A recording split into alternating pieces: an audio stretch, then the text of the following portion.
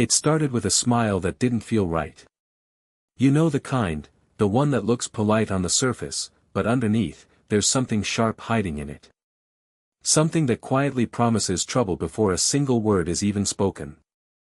And for one nervous, brand new server on his very first solo night, that smile would turn a simple shift into something unforgettable.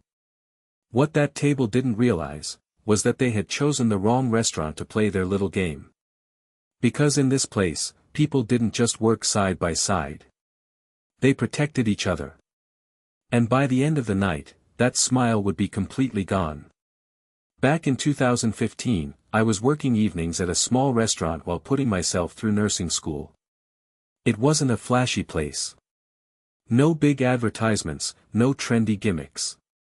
Just good food, loyal customers, and a team that relied on each other more than management ever had to tell us to. By then, I had been there long enough to earn a certain level of trust. I wasn't officially a trainer, but when new hires got overwhelmed, and they always did, I was the one people quietly leaned on to help steady things. That night, we had a new guy. He was older than most first-time servers. Quiet. Careful. The kind of person who took every instruction seriously because he genuinely wanted to do a good job. You could see the nerves in the way he held his pen, the way he double-checked orders before walking away from a table. It was his first night handling a full section alone. And I stayed close. Our sections were side by side, so I kept one eye on him while working my own tables, stepping in here and there when things started to slip. It was manageable at first. Until a group of 6 walked in. Mid-20s. Loud. Confident. The kind of energy that filled a room before they even sat down. You could feel it immediately, the kind of table that didn't just want service, they wanted attention. They were seated in his section. And I remember thinking, quietly to myself, all right. I'm not going anywhere tonight. A few minutes later, he came over to me, looking uncertain. They're asking for something, he said, lowering his voice slightly. But I don't think it's on the menu. I glanced toward the table. One woman stood out immediately. She leaned back in her chair like she owned the place, arms folded loosely, watching everything with a faint, amused expression. She says another location makes it all the time, he added. Of course she did. I could have told him to hold his ground. Could have used it as a teaching moment about boundaries and policies. But not tonight. Not his first night alone. Check with the kitchen, I told him gently. If they're okay with it, we'll make it. He nodded quickly and hurried off. The kitchen didn't mind. It wasn't complicated, just a slight variation of something we already served. Easy enough. It should have ended there. But it didn't. Because that first request opened a door. Every time he returned to the table, there was something new. Another modification. Another request. Another demand. He'd deliver one item, and before he could even take a step back. Actually, can we get this too? Oh, and I need something else. And don't forget. It never stopped. Not once. I watched the change happen in real time. His movements became tighter, quicker, less confident. He started rushing, trying to keep up with them, and in doing so, he began falling behind everywhere else. He was being pulled entirely into their orbit. So I stepped in. Quietly, without making it obvious, I began taking care of his other tables. Refilling drinks, checking orders, making sure no one else felt neglected. That's what we did there. We didn't let each other sink. Still, it was getting to him. At one point, I found him in the back, standing still for just a moment longer than he should have been, like he was trying to catch his breath. They hate me, he said under his breath. I shook my head gently. No. They're just, that kind of table. I kept my tone calm. Listen, there's a chance they won't tip. It happens. But your other tables? Those are yours. I'm not touching them. He nodded, but his shoulders didn't relax. He was still carrying it. And then, near the end of the night, when most of the restaurant had already started closing down, he came to me again. "Hey, how do I apply an employee discount?" I paused. "Why?" He hesitated for a moment, like he wasn't sure how to say it. "She says she's a trainer, at another location." Something in me went very still. "And she's been, making fun of me," he added quietly. "Saying I'm the worst server she's ever seen." That sharp smile suddenly made sense. This wasn't just a difficult customer. This was someone who knew exactly how this job worked, and chose to use that knowledge to tear someone down. And then he added one more thing. "She says there are multiple birthdays.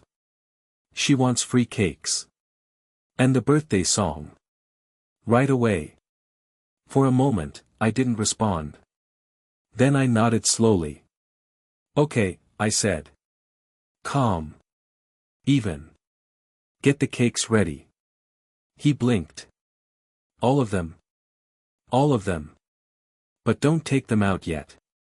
I turned and walked straight to my manager. I explained everything. The behavior. The comments. The pressure. The fake employee discounts. He listened without interrupting. And then he gave a small smile. The kind that meant something had already been decided. "Do what you want," he said.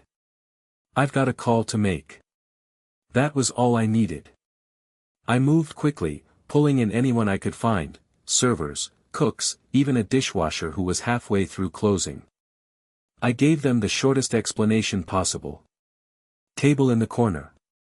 They've been tearing apart a new guy all night. We're doing the birthday song." No one hesitated. No one asked questions. They just nodded. Because they understood. This wasn't just a song.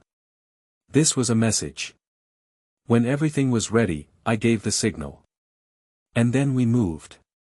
A group larger than anything we had ever assembled for a birthday approached that table.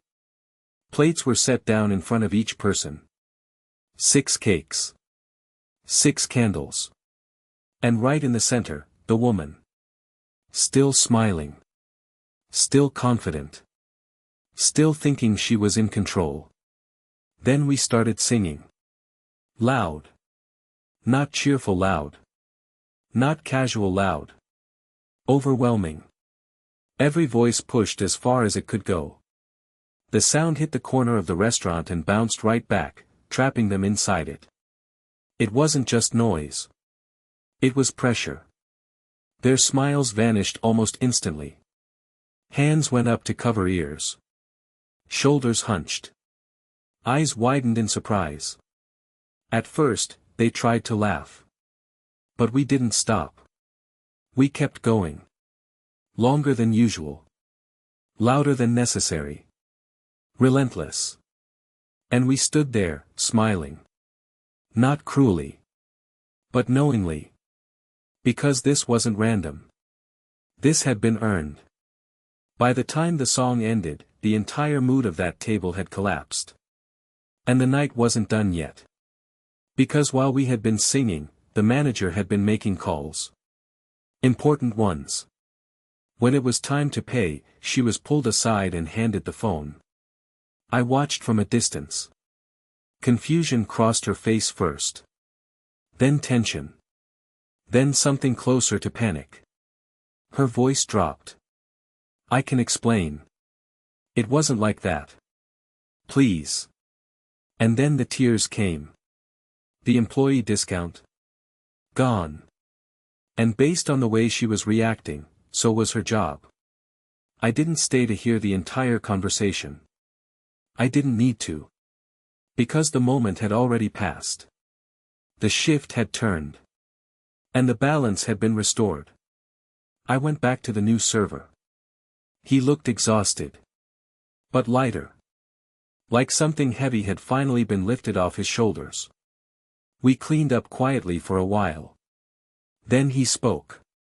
"Thank you." I gave a small shrug. "Next time," I said softly, you'll know you can handle it. He nodded. And I think, in that moment, he believed it. That night stayed with me. Not because of how loud it was. Not because of the chaos. But because of something quieter. A reminder that respect isn't optional. Especially for the people doing the work others take for granted.